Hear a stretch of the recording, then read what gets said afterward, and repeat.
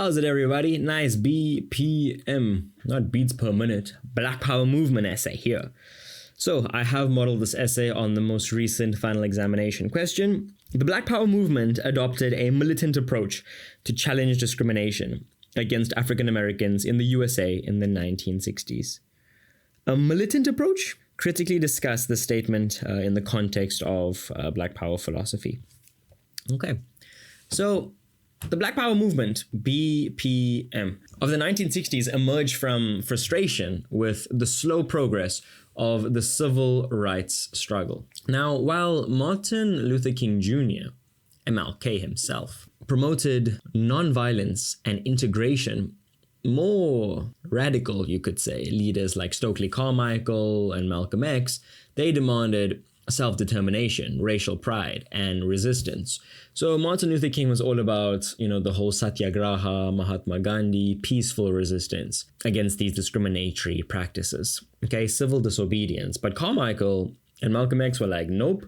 Okay, MLK, thank you for everything you've done. You successfully, changed the laws and everything. We can vote and we're recognized as, people on the same footing now as our white counterparts. But thanks for all that. But our day-to-day lives are still awful. It's highly, highly unequal. Wealth inequality, social inequality, police brutality, all of that. We're going to take matters into our own hands. And then boom, boom, pow. This is what the essay is about. So the movement's militant approach, it aimed to confront systemic racism. I would have loved to write about Tupac in this essay if I had the choice. But its philosophy extended beyond militancy. It sought empowerment, unity, and cultural transformation above all else. Now, the phrase Black Power, popularized by Stokely Carmichael in 1966, it captured the desire for control over Black communities and the rejection of white paternalism. Now, African Americans, especially the youth, they felt that civil rights laws like the 1964 Civil Rights Act had not changed their economic or social conditions. Right? Yes, thanks, we can vote, awesome, yay, woohoo, but life is rough. Police brutality, unemployment, and poverty persisted, particularly in the inner cities. Atlanta, Detroit. The movement's militancy was not solely about violence, but more about assertiveness and self-defense. Inspired by Malcolm X's idea of achieving freedom by any means necessary, oh goodness gracious, that goes against our whole nonviolence thing here. It's laying a very hectic foundation. Groups such as the Black Panther Party emerge. Black Panther Party, it's not just, what's that fellow's name? I think he passed away. Chadwick Boseman? Yeah, it's not just a superhero. It actually has these old roots. Most people don't know that.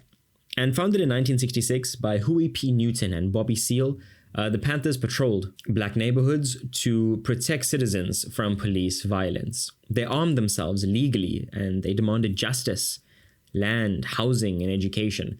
And their whole 10-point program, it outlined a vision of equality and community empowerment. Now, beyond militancy, the Panthers ran social programs, free breakfast for children, medical clinics, and literacy campaigns that served the more neglected, disadvantaged, impoverished Black communities in the US. Now, these initiatives, they showed that Black Power was as much about building as resisting. So building communities, changing the situation of African American people. However, the government portrayed them as dangerous radicals. Now, the FBI's COINTELPRO program targeted the Panthers through infiltration and, rather heavy violence, leading to the deaths of leaders like Fred Hampton. So literally the government working against this, more militant organization called Black Panthers. Now, some critics of the movement, they argued that militancy alienated potential allies. And not just that, it undermined sympathy for the Black cause. But yet supporters believed that non-violence had reached its limits, as peaceful protests were met with brutality. The 1960s urban uprisings in Watts, Newark, and Detroit, this revealed the anger of African Americans who felt betrayed by these very, very slow reforms. And culturally, the movement did transform Black identity. The slogan, Black is beautiful, also Steve Biko utilized that in South Africa, encouraged pride in African heritage, in music, art, fashion, and it celebrated Blackness and resisted assimilation. Now, figures like Angela Davis and James Brown, they spread messages of empowerment, that reshaped African American consciousness completely. And despite internal divisions and government repression, the Black Power movement left a lasting legacy. It redefined the goals of the freedom struggle, from integration to empowerment, from seeking approval to demanding equality. And its militancy symbolized dignity above all else and the right to self-defense. We're defending ourselves rather than aggression. Hashtag Israel-Palestine. Now, in conclusion, the Black Power movement's militant approach was central, absolutely central, to challenging racial discrimination, but its true power lay in transforming Black consciousness. So the whole BCM, Black Consciousness movement in South Africa, was definitely inspired by this movement that had previously taken place. It was not only a political movement, but more a cultural and psychological revolution too. By asserting these levels of pride, unity, and independence, it redefined what it meant to be Black in America. And it changed the course of the struggle for equality forever.